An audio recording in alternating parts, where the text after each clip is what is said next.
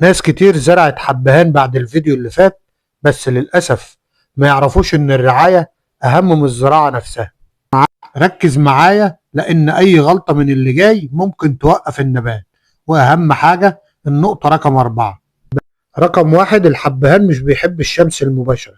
إضاءة قوية من غير لسعة شمس، يعني شباك منور، بلكونة ظل، شمس الصباح بس. الشمس القوية بتحرق الورق وبتوقف النمو.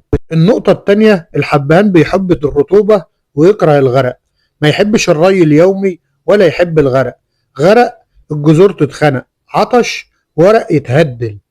النقطة التالتة، التربة والتسميد.